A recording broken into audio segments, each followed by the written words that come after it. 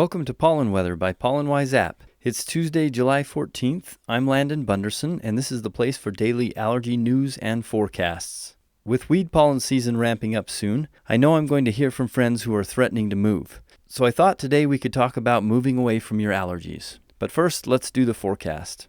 Looking at the forecasted pollen peaks today, Seattle is going to be the big story with very high levels, going to score close to 100. Northern Utah and south central Texas are going to hit 80 or higher, and a few other spots with high levels, but the rest of the country is more or less looking great. Mold levels are mostly low to moderate outside of Utah and New Mexico. Looking at precipitation, a few large systems over the center of the country, severe weather expected in Kansas and Minnesota today. Air quality okay, but going downhill a bit across the country. Southern California continues to have the worst air in the country. Gonna be another hot one out there. Stay cool. I think just about anyone with significant allergies reaches the point in the season where they threaten to up and move. There's gotta be a better place for my allergies than here, they say. But is moving really an option? Let's discuss. First, let me say that if you're planning on moving, you better do a lot more homework than just watching this YouTube video.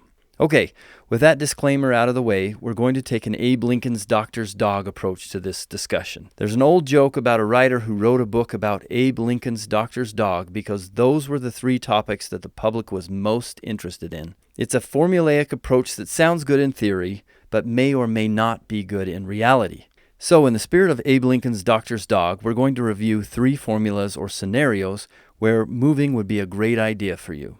The first formula is simple. If you have seasonal allergies during tree, grass, and weed season, you live in the south, but don't mind the cold, move north.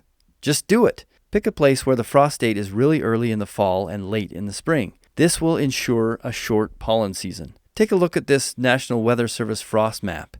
If you live in the orange-colored areas, move to the dark green, light blue, or dark blue. A specific example would be to leave Austin, Texas, and move to Missoula, Montana. You'll shave 5 months off of your suffering. Here's the second scenario. If your only allergen is ragweed, consider moving to the northwest coast. The northwest coast has almost no ragweed pollen. So, Oklahoma City folks, look into Portland. St. Louis, consider Vancouver, British Columbia. And the last scenario.